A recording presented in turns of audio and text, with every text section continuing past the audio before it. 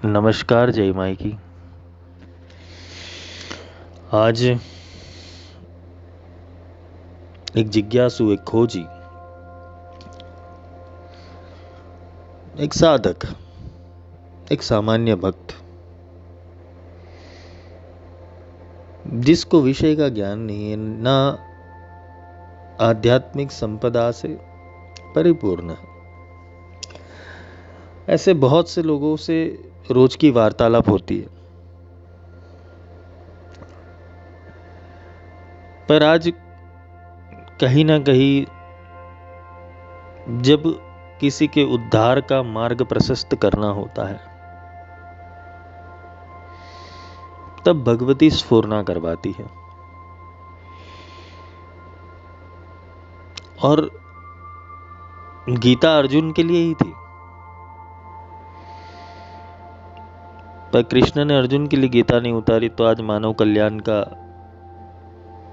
जो आधार स्तंभ है वो कभी समझा नहीं गया होता। जिज्ञासा किसी एक की होती है, खोज किसी एक की होती है, साधना किसी एक की होती है, और उसको प्राप्त करने वाले, उसका करुणा, उसकी दया, उसकी अनुकंपा, उसका रस चखने वाले बहुत सारे लोग हो जाते हैं। भक्त तो एक ही होता है, भीड़ पीछे खड़ी होती है। आज हम भक्तों के पीछे पढ़े, जिन जिन भक्तों ने अपने जीवन में कुछ प्राप्त कर लिया, अपने जीवन में सत्य का रास्ता अपना लिया, सत्य की खोज कर ली, आज दुर्दशा ये है कि उनके पीछे पंथ बन गए, उनके पीछे उनकी गाथाएं हो गई, उनके पीछे उनका मंदिर बन गया, उनका तीर्थ बन गया, उनके आश्रम बन गए, उनके पीछे लोक गाथाएं बन गई। पर जो भी भक्त आए वो मनुष्य देह में ही आए, मनुष्य देह से बाहर तो आए नहीं। आज के युग की घटना ही कुछ ऐसी है। आज साधक खोज तो लगाता है लेकिन डूबता नहीं है, क्योंकि उसकी खोज ही खोखली है, जिज्ञासा युक्त नहीं है, उसकी खोज चमत्कार युक्त है। आज के साधकों की खोज चमत्कार युक्त की है। आज के साधकों को भीतर से कोई खेवना नहीं है, बहुत बड़ी दुर्दशा है। और आजकल देखने जाए तो साधकों की बड़ी मात्रा फूट के आई है। अलग अलग मंत्र, अलग अलग तंत्र, अलग अलग जंत्र, अलग अलग पद्धतियां, अलग अलग नाम जप, अलग अलग महामंत्र। सब लोग कह रहे कि हमारा मंत्र बड़ा। शैव संप्रदाय बोलेंगे ओम नमः शिवाय, शक्ति वाले बोलेंगे ओम ऐं क्लीं चामुंडाय विच्चे, कृष्ण वाले बोलेंगे हरे रामा हरे कृष्णा। राधा संप्रदाय उससे अलग कर दिया, राधा जी को बोल दिया राधे राधे। हर एक ने अपना इष्ट अलग बना दिया, और जितने भक्त थे वो भक्त ने इष्ट के माध्यम से वो पूर्णता युक्त एक की प्राप्ति कर ली।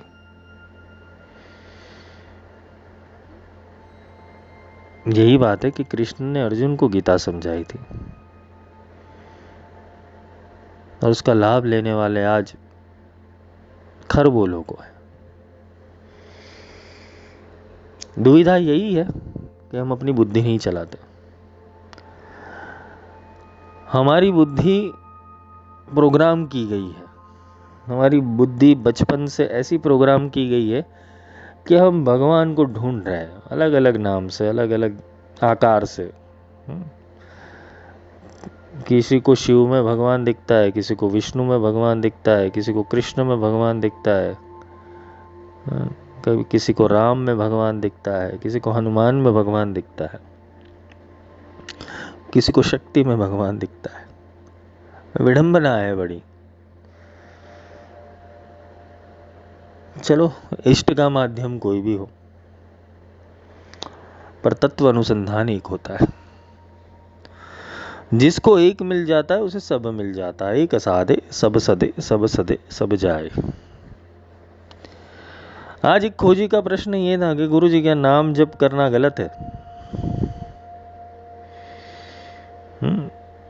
उन्होंने कुछ स्टेटस रखा था और स्टेटस में एक 7 साल की लड़की का प्रवचन रखा और उसमें बोला कि नाम जप करो, खूब नाम जप करो, आपका बढ़ाई हो जाएगा, आपका कल्याण हो जाएगा, आप तर जाओगे, आपको मोक्ष की उपलब्धि हो जाएगी।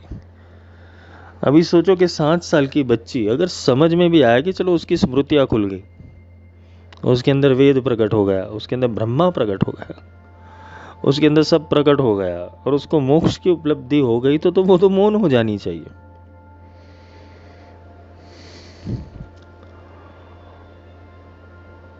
बातों को कैसे रिप्रेजेंट करना है अच्छी तरीके से अगर किसी को आ गया तो वो व्याख्यानकार हो सकता है, शास्त्रकार हो सकता है, वो संत नहीं हो सकता। क्योंकि संत खोजी होता है और संत और वैज्ञानिक एक जैसे है। जब तक आविष्कार सामने नहीं आता ना तब तक सच्ची बात मानते नहीं। और लोगों को अच्छी बातें सुनना अच्छी लगती है। सबसे बड़ी विडंबना यही है, लोगों को अच्छे व्याख्यान सुनना, अच्छी बातें सुनना। दिमाग के ऊपर अपने सत्य को पकड़ के चल रहे होते, अगर कोई उसके सत्य के हिसाब से कोई व्याख्यान कर ले तो उसे अच्छा लगता है, कॉमन बात है। पर खोजी कितना? खोजी लिन्हा साथ में दिन ही वस्तु लखाए, कोटि जन्म का पंथ था पल में पहुंचा जाए। खोजी मिला क्या? जिसने खुद ढूंढा है, जिसने किसी शास्त्र के मत को सम्मत नहीं किया, जिसने खुद ढूंढा है, जिसने किसी बातों के ऊपर अधिकार नहीं जमाया, वो उसने खुद ढूंढा है। जिसने गुरु प्रदत्त मंत्र की ऊर्जा को समझा और गुरु प्रदत्त मंत्र को प्रकट करके रहा, वो ब्रह्म को प्रकट किया अपने सामने, वो सच्चा है। दुविधा यही है जगत के अंदर कि सब लोग भीड़ के पीछे चलते हैं और अंधविश्वास यही कि भीड़ के पीछे भगवान नहीं होता है, भगवान तो अकेले में मिलता है। अनुभव किसी के पास नहीं है, बस किसी ने कह दिया, कोई प्रचलन में है, कोई प्रस्तुति के अंदर है, किसी ने कोई चमत्कार दिखा दिया, तुम उसके पीछे भाग रहे हो। पर क्या तुम्हारा आत्मा संतुष्ट हुआ? क्या तुमने आत्मज्ञान लिया? क्या तुम्हारे गुरु ने तुम्हारे साथ घर्षण करके तुम्हारे अंदर चिंगारी प्रकट की? सत्यता की बात यहां पर आती है कि तुम्हारे अंदर जब तक मंथन ही शुरू नहीं हुआ तो अमृत कहां से निकलेगा? तुम दूसरों का अमृत कहां तक पान करोगे? और वो अमृत, राहु जो अमृत पान कर गया वैसी स्थिति हो जाती है। संशय पाल के रखना, अपने संशय को जिंदा रखना। यही बात हो गई थी वो बच्चे के साथ। वो बच्चे ने रख दिया स्टेटस। काफी टाइम से मैं उसे जानता हूं, मैंने उसे थोड़ी डांट लगाई। मैंने बोला ये क्या कर रहा है? बोले गुरुजी अच्छा लगा तो रख दिया। अच्छा लगा था ही बात है, लेकिन अगर तुम सुन ही रहे हो, समझ ही रहे हो तो सत्य सुनो, सत्य समझो। एक 7 साल की बच्ची के अंदर अगर ब्रह्म बोलने लगे तो उससे दुर्लभ चीज कोई इस जगत के अंदर नहीं है, तो आनंद की बात है। लेकिन उनकी बातों से स्पष्ट था कि किसी शास्त्र से सम्मत होकर, किसी पुरुषों की, संत महात्माओं की बातें सुनकर उसने अपना रट्टा हुआ, तोता हुआ ज्ञान उसने बोल दिया। आज बहुत लोग यही तो कर रहे हैं, अपने स्टेटस के अंदर लगा देते हैं, अपने न्यूज़ फीड के अंदर लगा देते हैं, सारी चीजें रख देते हैं, अच्छे अच्छे महात्माओं के प्रवचन रख देते हैं। लेकिन उसके फायदा क्या? तुमने क्या प्राप्त किया? वो तो अच्छा बोल ही रहे क्योंकि उनको स्किल्स बनाई गई है, उनको स्किल्स दी गई है। इस तरीके से उन्होंने स्किल प्रकट की हुई है अच्छी बात बताने की, अच्छे वाक्यात सुनाने की उन्होंने स्किल प्रकट की है, इसलिए अच्छी अच्छी बातें बोलते। और तुम उससे कोरिलेट क्यों कर रहे हो? तुमने कितना परखा, तुमने अपनी बुद्धि से कितना परखा किसी चीज को। तुम शास्त्र भी पढ़ रहे हो, कितना बुद्धि से परखते हो।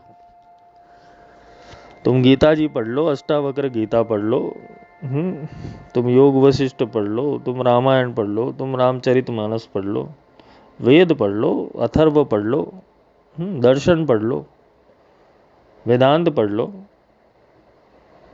किसी की रटी रटाई बातों के ऊपर तुम कितना रिलायबल रहोगे, क्योंकि तुमने वो रास्ता जाना ही नहीं, तुमने वो अपने भीतर प्रकट ही नहीं किया। जब तक तुम्हें अनुभव ही नहीं हुआ तब तक तुम किसी की बातों को बोलोगे, उसका कोई मतलब नहीं है। यहां तो घर्षण तब होता है कि जब उसकी बुद्धि के अंदर वो तत्व जागृत हो जाए, तब समझ में आता है कि सामने वाला ब्रह्म को समझा कि नहीं। यहां बात घूम फिर कर यही आती है कि उन्होंने चर्चा की थी, कि उनसे चर्चा हुई कि तुम किस नाम को पूछते हो। किसी बाबा ने बोला राधा राधा जपो, किसी ने बोला हरे रामा हरे कृष्ण जपो, किसी ने बोला राम राम जपो, किसी ने बोला शिव शिव जपो, किसी ने बोला हनुमान चालीसा कर दो, किसी ने बोला महाकाली का मंत्र कर लो, किसी ने बोला बगलामुखी का मंत्र कर लो। पर इसमें से सत्य कितना? और सत्य को तुम ढूंढना नहीं चाहते, सत्य के अंदर डूबना नहीं चाहते, क्योंकि सत्य की खोज ही नहीं लगाई। तुम तो चमत्कारों के पीछे अंधे हो रहे हो। तुम्हें तो कोई सच्ची बातें कहने वाला होना चाहिए कि जिससे तुम्हारा मन शांत हो जाए, मन पॉजिटिव हो जाए, तुम्हें मोटिवेशन मिल जाए। तुम यही फंसोगे, और वो मोटिवेशन रहेगा तुम्हारा 5 महीना, 6 महीना, 1 साल, 3 साल, 5 साल, खत्म हो जाएगा। फिर क्या करोगे? तुम दूसरे भगवान को पूजोगे। आज काली माँ है, कल लक्ष्मी माँ हो जाएगी, फिर तुम किसी और माँ को पकड़ लोगे। आज विष्णु भगवान हो गए, कल शिव जी हो गए, फिर किसी और भगवान को पूज लोगे। मतलब कि तुम्हारा ठिकाना ही, तुम्हारी भक्ति व्याभिचारी नहीं है, क्योंकि तुम्हें सटीक तत्व मिला नहीं, तुम्हें वो पूर्ण परमात्मा मिला नहीं, इसलिए तुम्हारी भक्ति अंधी भक्ति है। तुम भैरव को पूज लोगे, स्वर्णाकर्षण भैरव, काल भैरव, महाकाल भैरव, योगिनियों को पूज लोगे, अप्सराओं को पूज लोगे, यक्षिणियों को पूज लोगे, अरे भूत प्रेतों को भी पूज लोगे। तुम्हारा काम होना चाहिए, और यही काम के चक्कर के अंदर अपने गले के अंदर तुम घंटी बांध के चल रहे हो। सामने वाले के अंदर क्या है तुम्हें पता ही नहीं है। तुम्हें जो अच्छी बातें करने वाला इंसान है उसका माइंड का प्रोग्रामिंग क्या है तुम पता नहीं कर पाओगे, क्योंकि तुमने अपनी सत्य की उपलब्धि नहीं की। यही सारे संतों ने समझाया कि भाई हमने तो रास्ता काट लिया, तुम्हें भी हमारे रास्ते के ऊपर चलना है तो इतनी कठिनाइयां सहन करनी पड़ेगी। तुमने भक्तों के आविष्कार को अपनी प्रोडक्ट बनाकर लेबल चेंज कर कर उसके ऊपर रजिस्ट्रेशन कंपनी का नाम अलग करके अपनी प्रोडक्ट बेचना शुरू कर दी। यही पूरे जगत के अंदर हो रहा है अभी। थप्पा लगाओ, काम चलाओ। कोई श्री विद्या का थप्पा लगा के चलेगा, कोई बगलामुखी का थप्पा लगा के चलेगा, कोई राधे राधे का थप्पा लगा के चलेगा, कोई हनुमान जी का थप्पा लगा के चलेगा। इनमें से किसी को भी ज्ञान नहीं है कि वो है क्या। बस वो भी एक अंधविश्वास में पड़े जिसके पीछे बहुत सारे अंधे पड़े हुए हैं। हम जगाने की कोशिश करें तो हर किसी को दुश्मन लगेंगे ही, पर कोई बात नहीं, हमने भी भगवती की साधना की हुई है। दुश्मन तो दुश्मन ही सही, रूपांतरण तो जरूरी है। गुरुदेव ने सत्य की दिशा बताई, और जब सत्य की दिशा बताई, सत्य को समझ लिया, सत्य को अनुभव कर लिया, तब आज भी मैं यही चाह रहा हूं कि सत्य का प्रेमी मिले, सत्य का खोजी मिले तो उसे सत्य समर्पित करूं। पर आजकल लोग वही सत्य लेने आते हैं कि जो उनके मन में चल रहा होता है। उसने नाम जप के बारे में छेड़ दिया कि मैं बाबा जी के पास गया था, उन्होंने बोला कि ये नाम जप करना, ये नाम जप करने से बहुत सारी तुम्हारी जो भी बाधा है वो हट जाएगी, तुम्हारा जीवन में कल्याण हो जाएगा, तुम्हारा ये हो जाएगा, तुम्हारा वो हो जाएगा। क्योंकि उनके फॉलोअर्स ज़्यादा थे, बहुत सारे लोग थे आसपास, तो एक मोटिवेशन मिलता है ना भीड़ को देखकर, और भीड़ के पीछे दुनिया पागल है, और भगवान भीड़ में आता ही नहीं है।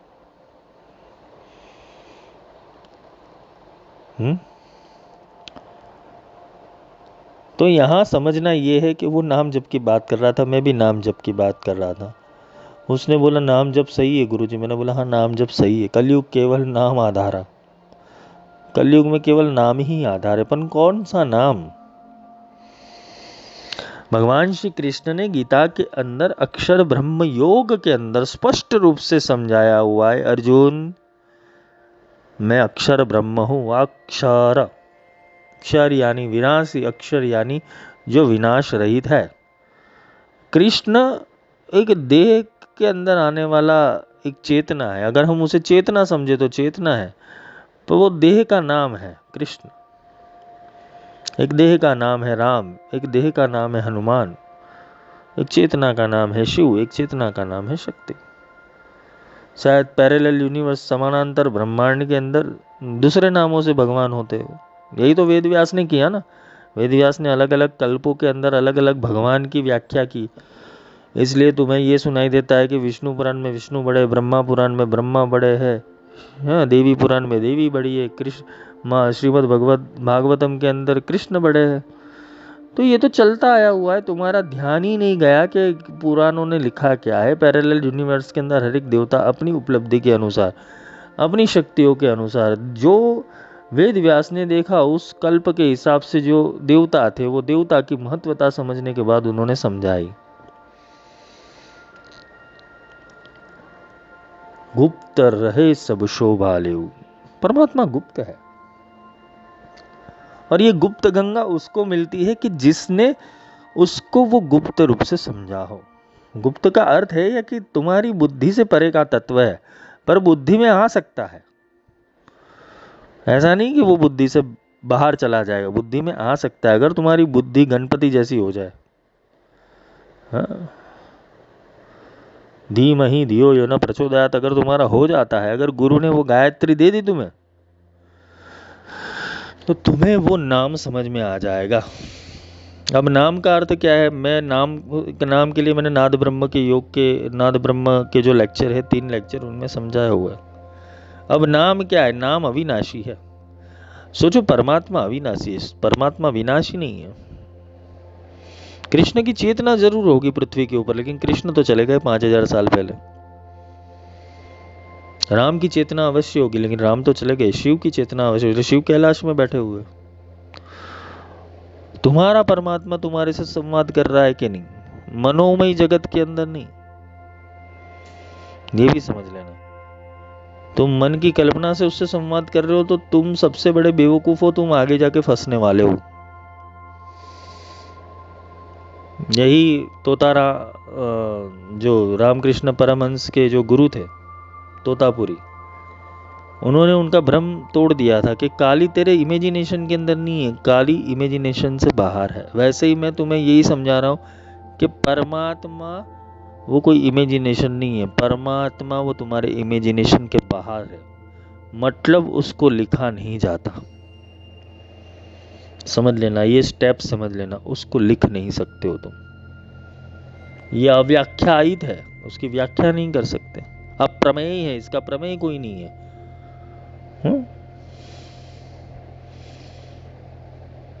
अज्ञात है, उसको कोई ज्ञात नहीं कर सकता। उसको समझ सकते हो, समझ के उतार सकते हो, या तो तुम वो बन सकते हो तो समझ में आएगा। ये जीवन परमात्मा बनने के लिए बना हुआ है। ये मनुष्य जन्म तुम्हें परमात्मा बनने के लिए बना हुआ है, परमात्मा बनने के लिए मिला हुआ है। लेकिन तुम उसका उपयोग क्या कर रहे हो? तुम परमात्मा की खोज में लगा रहे हो। बैठा है घर भीतरे, रहता है सचेत। वो तुम्हारे अंदर रह रहा है, लेकिन तुम्हें पता नहीं चल रहा है। वो कोई शब्द ब्रह्मधारी गुरु या तो श्रोत्रिय ब्रह्मनिष्ठ गुरु आ जाता है और तुम्हारा लॉक खोल देता है, तब पता चलता है कि वो तो अंदर बैठा था, किसको खोज रहा था मैं इतने सालों से। तुम्हारी आत्मा का ही ठिकाना नहीं है, तुम अपनी आत्मा को नहीं जानते, परमात्मा तो दूर की बात हो गई। और तुम बाह्य परमात्मा की पूजा करते हो, जबकि जो अंदर बैठा हुआ है उसकी तो तुम्हें कीमत है नहीं। आत्मदर्शन हुए नहीं और परमात्मा दर्शन करने। सारे परमात्मा की शक्ति आत्मा में विद्यमान है, क्योंकि आत्मा वो परमात्मा का अंश है, उसे प्रकट नहीं करना है। तुम्हें कोई बाह्य चीज चाहिए, आउटर एनर्जी, आउटर फोर्स चाहिए, और यहां पर ही सबका बेड़ा गर्क हो जाता है। हाँ, संप्रदाय बन जाएगा, मठ बन जाएगा, मत मतांतर बन जाएंगे, मार्ग बन जाएंगे, बड़ी भीड़ जुट जाएगी। अगर तुम किसी सिस्टम को फॉलो कर दो और किसी सिस्टम के ऊपर तुम अच्छा सा अध्ययन कर लो, तो तुम्हारे पीछे भीड़ लग जाएगी। लेकिन वो भीड़ कैसी होगी? अंधी भीड़। और वो अंधी भीड़ के लिए अंधे गुरु की जरूरत पड़ती है। जिसको कुछ समझ में नहीं आता वो व्याख्यान करने लगेगा।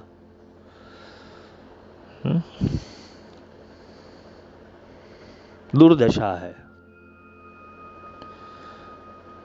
कलयुग केवल नाम आधारा वो सत्य है। और नाम भी क्या है? नाम निही अक्षर निज नाम है। निही अक्षर है, वो अक्षर रहित है। तुम कौन से अक्षर की पूजा करते हो? राम अक्षर में आता है, कृष्ण अक्षर में आता है, शिव अक्षर में आता है। किसी देवी का नाम भी अक्षर में आएगा। ललिता लिख दो, बगलामुखी लिख दो, मातंगी लिख दो, अरे वो तो सब उसके नाम है। वो एक कौन है? वो एक को जानना है तुम्हें। सब घट मेरा साइया सुनी से जना कोई, बलिहारी वा घाट की जागट प्रगट होई। जिस घट के अंदर वो प्रकट हो जाता है, वो घट की महत्वता होती है। मीरा ने संघर्ष किया, तब जाके उसके जीवन के अंदर आत्म साक्षात्कार हुआ। रामकृष्ण परमहंस ने संघर्ष किया, तब आत्म साक्षात्कार हुआ। तुम संघर्ष ही करना नहीं चाहते हो, तुम्हें तो तैयार थाली ही चाहिए सारी चीजों की। प्राप्त करना है परमात्मा, लेकिन तुम्हें प्राप्त कैसे करना है? भाई सामने से मिल जाए। वो सामने से मिलने के लिए भी तैयार है, लेकिन समझ कहाँ है तुम्हारी? तुम तो उसको आज भी मोर मुकुट के अंदर, पीताम्बर के अंदर, कवचधारी, सुदर्शन चक्रधारी, बांसुरी बजाते हुए उसको ही वैसे देखोगे। धनुषधारी, राम को देखा तो धनुषधारी, और शिव को देखा तो त्रिशूलधारी। डमरू बजाते हुए आएंगे शिव जी, और शिव जी को दूसरा वाद्य पसंद आया तो वो समझ में नहीं आता है। मतलब हमारी मस्तिष्क के अंदर, हमारे ब्रेन के अंदर, हमारे मन के अंदर इतने सारे पैटर्न्स डाल दिए कि तुम वो ही चौकस इमेजिनेशन के अंदर ही भगवान को ढूंढना चाहते हो। तुम्हारे लिए भगवान एक चित्र में है, भगवान एक तीर्थ के ऊपर है, भगवान एक नदी के ऊपर है, भगवान एक यात्रा के अंदर है। तुम्हारे लिए भगवान अलग अलग जगहों के ऊपर। आज भी देख रहे थे, गणपति विसर्जन थे।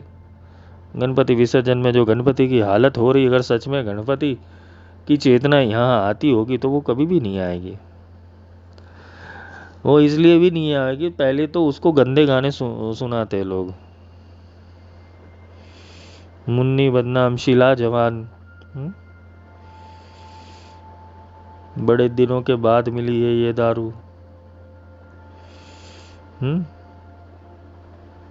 अनारकली डिस्को चली, ये तो गाने बजाते भगवान के सामने। सोचो उनके कान की हालत क्या होती। भगवान शिव ने खामखा हेड सर्जरी कर दी, उनको कान बड़े दे दिए। यही सुनना था उनको। सोचो अगर वो गणेश तत्व सब मूर्ति के अंदर प्रकट हो जाए तो मनुष्य की क्या हालत करे।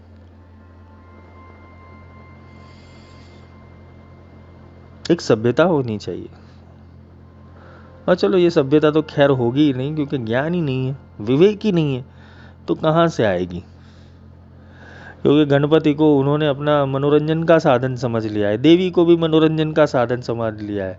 अब गणपति गए, पितृ आएंगे, पितृ के बाद देवी आएंगी, देवी के बाद उनका पंडाल में बिठा देंगे उनको, फिर रास होगा, गरबा होगा, अत्यंत जो भी होगा। साधना तो दूसरे स्तर की होती है। साधना में भी लोग अपने आप को बेवकूफ़ बनाने के अलावा कुछ नहीं कर रहे, अनुसंधान ही नहीं है। गणपति अथर्वशीष में बोला है, नाद अनुसंधानम संहिता संदेश ईशा गणेश विद्या। अनुसंधान ही नहीं है किसी का। गणपति है ही क्या, वही नहीं समझ में आ रहा है। और ज्ञान लेना नहीं है उनके लिए। ज्ञान क्या है? बप्पा को मोदक पसंद है और बप्पा को दुर्वा पसंद है, बप्पा को गंदे गाने पसंद है, सुनाओ उनका बोलते ना, ब्रेनस्टॉर्म करो उनका। भगवान को उससे भी कोई फर्क नहीं पड़ेगा तुम क्या कर रहे हो क्या नहीं। तुम उसकी मूर्ति को पानी में किस तरह से फेंक रहे हो, वो भी उनको उनको कुछ नहीं होने वाला है, क्योंकि वो पत्थर के अलावा कुछ नहीं है। वो तो तुम्हारी आस्था है कि तुम भगवान को, तुम अपने मन को मनाने के लिए भगवान को बिठाते हो घर पे। अगर सच में वो जिंदा हो जाए तो तुम उसकी क्या ही हालत कर दो।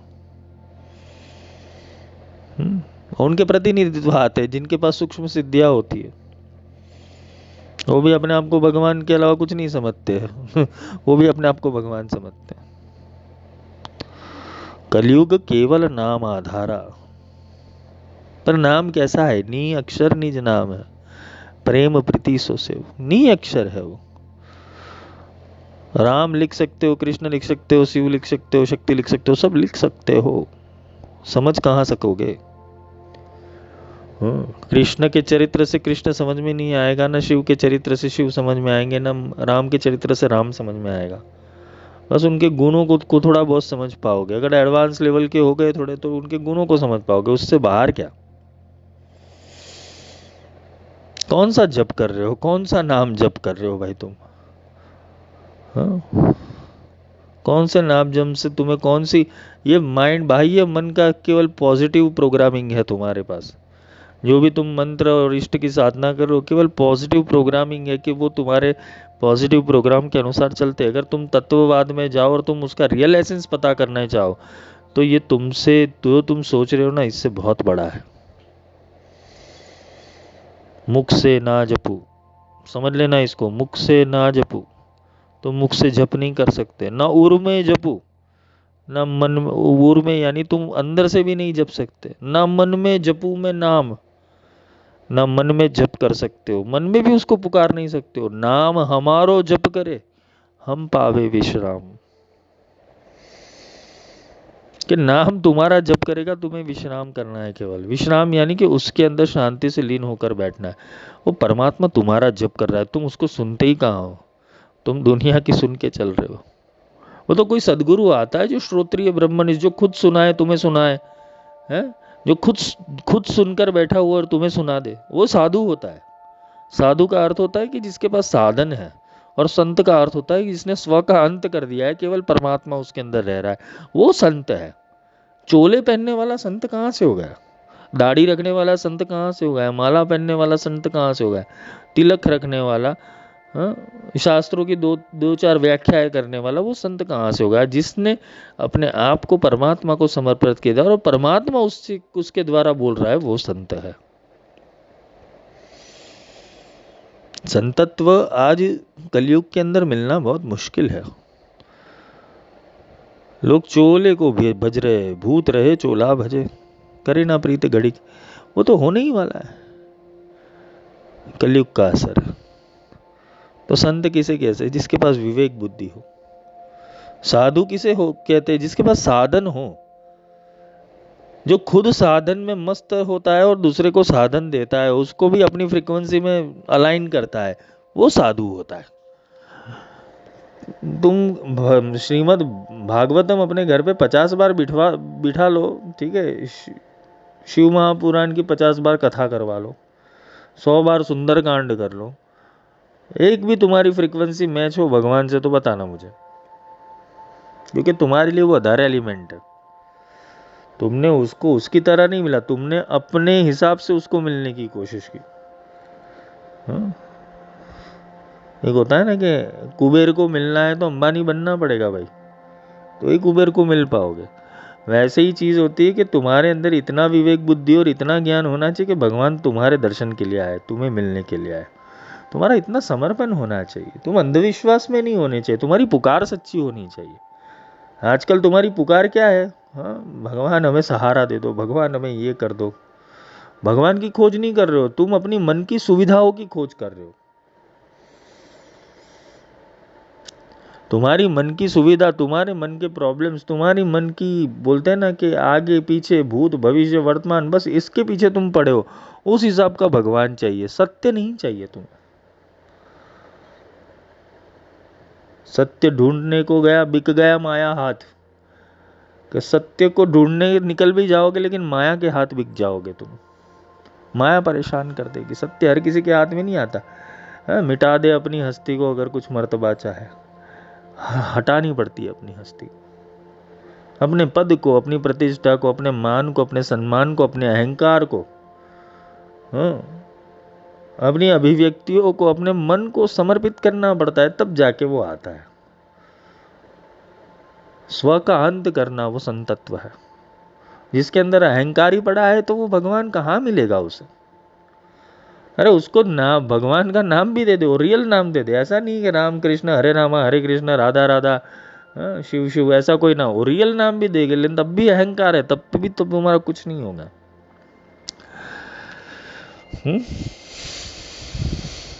तब भी कुछ नहीं होगा, क्योंकि जब तक तुम्हारी पात्रता नहीं है, तुम्हारे पास हीरा भी होगा तो पहचानोगे कैसे? अगर तुम्हें कोहिनूर दिया जाए तो तुम बेच दोगे, अगर 5 करोड़ रुपए मिल रहा है तो आज की दुनिया की यही तो तकलीफ है। भागवत की बोली लगाई जाती है, शिव महापुराण की बोली लगाई जाती है, देवी भागवत की बोली लगाई जाती है, हवनों की बोली लगाई जाती है। चलो वो भी कहाँ से लाएंगे पैसे, उनको भी करना है तो पड़ेगा छोटा मोटा, क्योंकि ये एक बिजनेस बन गया है अभी। इंसान को 3 चीजें ही चाहिए, एक थोड़ा बहुत ज्ञान हो जाए, और वो ज्ञान को लगा दे अपने लक्ष्य के ऊपर, और अपने आप को पावरफुल महसूस कर दे, बस हो गया। इससे बाहर, ये त्रिगुण के बाहर चीजें हैं, और त्रिगुण के बाहर ही दत्तात्रेय मिलता है, सदगुरु मिलता है। जो त्रिगुण में लिपटा हुआ है उसे कभी भी गुरु नहीं मिलता है। वो त्रिगुण की माया जाल के अंदर अच्छे अच्छे महारथी फंस गए, साधु संत सन्यासी सब फंस गए, अच्छे अच्छे महारथी, और वो तुम्हें उतना ही सत्य बताएंगे जितना वो जानते, शायद उतना भी नहीं बताएंगे, क्योंकि उनको लगता है उनकी विद्या चोरी हो जाएगी। बड़े बड़े पदाधिकारी जो संत है वो उतनी विद्या देते हैं कि जितनी तुम ले पाओ। और पहली बात है कि अगर तुम सच्चे भक्त हो और सच्चे, तुम्हारे अंदर सच्ची पुकार है, तो तुम्हें किसी को खोजने की जरूरत नहीं पड़ेगी, तुम्हें घर बैठे सब कुछ मिल जाएगा। तुम्हारी पुकार लगाना शुरू कर दो, तुम फ्रीक्वेंसी सेट करना शुरू कर दो। रेडियो स्टेशन लेके जाने की जरूरत नहीं है, रेडियो की फ्रीक्वेंसी सेट करो, रेडियो स्टेशन में जो गाना बज रहा है ना, वो अपने आप तुम्हारे रेडियो पे बजने लगेगा। ऐसे ही परमात्मा जो बोलना चाहता है ना, वो तुम्हारे मुख से निकलने लगेगा। फ्रीक्वेंसी सेट करो, बस हम यही नहीं करना चाहते।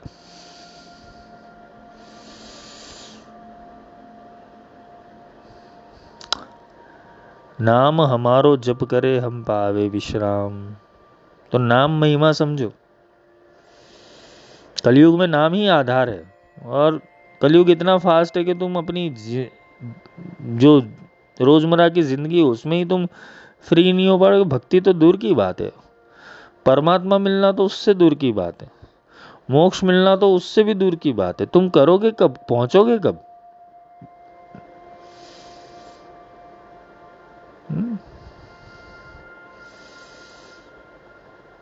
पहुंचोगे कब? 12 साल तो किसी भी इष्ट मंत्र का जप करते करते तुम्हें सिद्धि मिलेगी, उसके बाद तुम मोक्ष के लिए आगे बढ़ो। 12 साल तो जप करना पड़ता है, शास्त्र का नियम है। तो 12 साल एक मंत्र के पीछे लगाना पड़ता है, तब जाके वो मंत्र सिद्ध होता है। तुम्हारे पास समय कितना है? काल फिरे सिर ऊपर जीव ही नजर ना आए। एक बार भूकंप आ गया तुम्हारे शहर के अंदर, सारा निस्तो नाबूद हो जाओगे साला, जाओगे तुम लोग। कौन सा नाप जप करोगे? भगवान कृष्ण ने अर्जुन को वहां टेक्निक दी थी कि भाई अर्जुन, जब भी मृत्यु समय आ जाए तब दोनों आंखों के बीच के अंदर ध्यान लगाते हुए जो ओम का जप करता है, वो ओम के जप के द्वारा उसको मोक्ष की प्राप्ति होती है, मेरे धाम की प्राप्ति होती है। भगवान ने बोल दिया। पर एक चीज तो समझो कि भगवान ने तो जो बोला है वो सत्य ही है।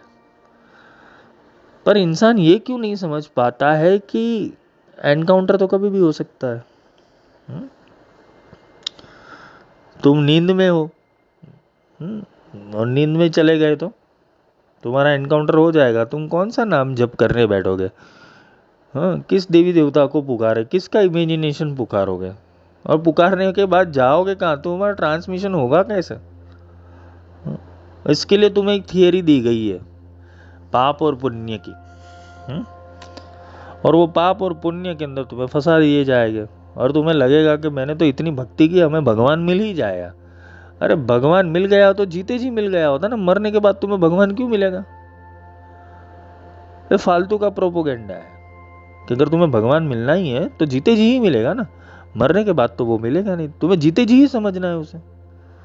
मृत्यु के बाद तो किसको क्या मिला है तुम देखने नहीं जाओगे, ऊपर से कोई ईमेल तो आता नहीं है तुम्हारे पास, कोई संदेश आता नहीं है, हा? कोई व्हाट्सअप तो आता नहीं है, कोई फेसबुक के ऊपर न्यूज़ तो आता नहीं है, हा? इंस्टाग्राम में टैग भी नहीं आता है। तो ऊपर में तो वहां सिस्टम है ही नहीं कि तुम गोलोक में टैग हुए, हा? तुम्हारा स्टेटस स्वर्ग में बना, तुम्हारा ईमेल गोलोक से आया, शिवलोक से आया, कैलाश से आया, कहां से आया वो पता ही नहीं चलेगा, वैकुंठ से आया, कहां से आया? हाँ? वे तुम्हारी ही संतान पितृपक्ष के अंदर तुम्हारा तर्पण करेगी और पिंडदान करेगी। थोड़ी बातें जहर जैसी है, कड़वी है, लेकिन महादेव बन के पी लेना, शिव बन के पी लेना, क्योंकि सत्य कड़वा होता है। जिसने जीते जी ही अभ्यास नहीं किया वो मरने के बाद क्या खाक अभ्यास कर पाएगा? जिसको कॉन्फिडेंस ही नहीं है किसी नाम के ऊपर, है? मैं किसी को पूछता हूँ, मेरे पास बहुत सारे भक्त आते हैं, मैं तो जो इष्ट की साधना करता है कि क्या तुम्हें इतना कॉन्फिडेंट है कि मरने के बाद तुम्हारे सामने खड़ा रहेगा? पहले तो जोश जोश में हाँ बोल देता है, फिर दूसरी तीसरी बार पूछता हूँ तब बैटरी डाउन हो जाती है थोड़ी, गुरुजी ऐसा तो पता नहीं है कि क्या है। मैं तो सही बात है, पहली बात है कि तुम्हारे पास इतनी सख्त चीज होनी चाहिए, ट्रेडमार्क वाली, रजिस्टर चीज होनी चाहिए, ट्रेडमार्क वाली होनी चाहिए, उसके ऊपर गुरु का थप्पा लगा होना चाहिए और गुरु का आशीर्वाद होना चाहिए कि जा इससे तुम्हारी मुक्ति होगी, मैं मुक्ति का नाम देता हूं तुम्हें। तारक मंत्र राम है, लेकिन राम की फ्रीक्वेंसी क्या है वो पता नहीं है। राम राम राम राम राम जपते हुए कब वो चीज शुरू हो जाए वो तो गुरु ही जानता है। एक होते हैं जिसने मंत्र की दीक्षा ली हुई, मंत्र उपासना ली, वो मंत्र उपासना के द्वारा तुम्हें मंत्र उपासना देख सकता है। और मुक्ति एक कला है, मुक्ति एक कला है, और मुक्ति कला गुरु सिखाते, कोई मंत्र या इष्ट नहीं सिखा सकता तुम्हें। ये ध्यान रखना, ना शास्त्र सिखा सकता है, ना मंत्र सिखा सकता है, ना इष्ट सिखा सकता है, मुक्ति कला केवल गुरु सिखा सकता है। तो गुरु मुक्ति कैसे देगा? मुक्ति देने के लिए गुरु पहले तुम्हारे अंधविश्वासों के ऊपर खड़क चलाएगा अपनी, तुम्हारे विश्वासों को छिन्न भिन्न कर देगा, तुम्हारी उपासनाओं को छिन्न भिन्न कर देगा, तुम्हारी बनाई हुई जितनी भी इमेजिनेशन है, कल्पना है, वो सारी तहस नहस कर देगा। फिर गुरु बोलेगा कि तुम्हारा मैदान साफ हो जाए, फिर हम खेलना शुरू करते। Welcome to my zone. सबसे बड़ा संघर्ष यही होता है, अंधविश्वास से लड़ना, क्योंकि हर किसी ने अपने अंधविश्वास को पकड़ के रखा है। शायद विदेशों के अंदर श्रद्धा नहीं है, ना अंधश्रद्धा, ना कुछ भी है, ठीक है, विदेशों के अंदर ये कार्यरत हो जाएगा इजी से, क्योंकि उनके लिए इतना प्रोग्रामिंग नहीं है, इतनी सारी चीज़ों का प्रोग्रामिंग नहीं है, उनको जो समझाया जाएगा वो प्रोग्राम हो जाएगा। और वहाँ पर भी बाइबल है, कुरान है, ये है वो है, सारी चीज़ों के हिसाब से उन्होंने भी अपने अपने भगवान तो बनाए ही हुए हैं। भगवान एक समझ है, वो जीते जी समझनी पड़ती है। बाह्य आडंबरों से मुक्त होगे तभी जाके अंतर यात्रा शुरू होती है। पहले तो बाह्य आडंबर छोड़ो और सत्य को स्वीकारने के लिए तैयार रहो, सत्य का विरोध मत करो। अगर तुम्हें कोई प्रश्न दे रहा है, कोई तुम्हारी विवेक बुद्धि खोल रहा है, कोई तुम्हें एक नया तर्क दे रहा है, एक नई बुद्धि दे रहा है, तो स्वीकार करने की क्षमता रखो। इतने भी अंधे मत बन जाओ, तुमने अंधी दौड़ लगा दी है, अंधी सुरता लगा दी है। और मोटिवेशन देने के लिए तो सब गुरु बैठे हुए हैं। मैं तो डीमोटिवेट करता हूँ कि भाग जाए इंसान। सच में डीमोटिवेट करना मेरा काम है, क्योंकि तुम्हारी कल्पना, तुम्हारी इमेजिनेशन, तुम्हारा पावर हाउस ही छीन लेता हूँ। वो इसलिए छीन लेता हूँ कि तुम्हें सत्य दे पाऊँ। तुम सत्य के लिए तैयार रहो, अंधविश्वास के लिए नहीं। और जब टूटता है और टूटने के बाद जो मिलता है, जब खिलता है, जब खेत को खेड़ा जाए और उसके अंदर अपने हिसाब की फसल उगाई जाए और उसको वो लहलहाती जो फसल है उसके अंदर जो आनंद आता है ना, वो मज़ा कुछ अलग है। फिर जब तार एक हो जाता है शिष्य और गुरु का, और उसमें जो प्रज्ञा प्रकट होती है, स्मृति प्रकट होती है, श्रुति प्रकट होती है, वेद प्रकट होता है, उपनिषद प्रकट होता है, अपने आप सारी चीज़ें प्रकट होती है। सिखाने का क्या लाभ है? भगवान शिव ने सप्तऋषियों को सिखाया नहीं था, स्मृति में दे दी सारी चीजें, लेकिन वो ऋषि थे। वो सप्तऋषि और कोई नहीं, तुम्हारे साथ चक्र ही है। तुम एक्टिवेट करो। एक्टिवेट कहां से होगा? शिव के सामने बैठना पड़ेगा, शिव तत्व के सामने बैठना पड़ेगा। तो शिवलिंग के सामने या मूर्ति के सामने या फोटो के सामने मत बैठ जाना कि वो फ्रीक्वेंसी जागृत हो जाए। गुरु साक्षात पर ब्रह्म, गुरु ही शिव है, शिव ही गुरु है। उनकी ऊर्जा में कनेक्शन में आ जाना, अपने आप तुम्हारे अंदर के सप्तऋषि जागृत हो जाएंगे। उनकी स्मृतियों के अंदर जितना भी विज्ञान पड़ा है अभी तक ब्रह्मांड का, वो सारा प्रकट हो जाएगा। तो नाम जप जो तुम समझ रहे हो वो नाम जप नहीं है, नाम जप कुछ अलग चीज है। तो नाम को समझो, और नाम को समझने के लिए मैंने आदि ब्रह्म के 3 लेक्चर किए हुए, बहुत सारे लेक्चर अगर देखने जाए तो कंट्रोलिंग पावर तो वही है, नाम। और वो सत्य नाम क्या है, वो अक्षर ब्रह्म क्या है, वो उद्गीतम क्या है, वो एनिग्मा क्या है, वो वर्ड क्या है, वो सरोस क्या है, वो समझने के लिए तुम्हें अपनी बुद्धि दौड़ानी पड़ेगी। थोड़ा तर्क दौड़ा तो पहुंच जाओगे। इतना भी कोई डिफिकल्ट नहीं है। बस तुम्हारी सिस्टम को शट डाउन करके एक बार ये सिस्टम में बैठ के देखो, फिर जो चालू होगा फिर मजा आ जाएगा। किसी ने कमेंट किया था, गुरुजी आपके 15 मिनट के ऑडियो के बाद कोई सुनता नहीं है। मैंने बोला अच्छा है, नहीं सुने, जितनी भीड़ कम उतना अच्छा है।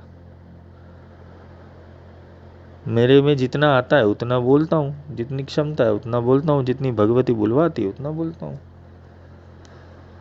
क्योंकि तुम्हारा प्रोग्रामिंग जन्मों जन्म से हुआ है, तो मुझे कम से कम 45 मिनट तो चाहिए एक लेक्चर के लिए। है? तुम्हारा जन्म जन्म से प्रोग्रामिंग, एटलीस्ट 45 मिनट तो सुनो। सत्संग की आधी घड़ी सुमिरन वर्ष हजार, एक घड़ी आधी घड़ी आधी में पुनियाद, तुलसी संगत साधु की कटे कोटि अपराध। अपराध या तो जो भी तुम्हारे कर्म है वो काटने की एक ही मशीन है, जिसे सत्संग कहते हैं। और सत्संग से तुम रिलैक्स हो जाओगे। सत्संग ये नहीं है कि राम जी ने क्या किया, कृष्ण जी ने क्या किया, हनुमान जी ने क्या है, उससे क्या लेना देना तुम्हें। वो अपना कर्म करके चले गए, तुम अपना कर्म करो। तुम अपनी कहानी लिखो, तुम अपने युग के कृष्ण बनो, तुम अपने युग के राम बनो, तुम अपने युग के बुद्ध बनो, तुम अपने युग के महावीर बनो, तुम अपने युग के हनुमान बनो, अपने युग के शिव बनो। सब कुछ आदि अनंत है, तो वो अभी धारा अभी भी चल रही है, वो धारा को पकड़ो। जय माई की।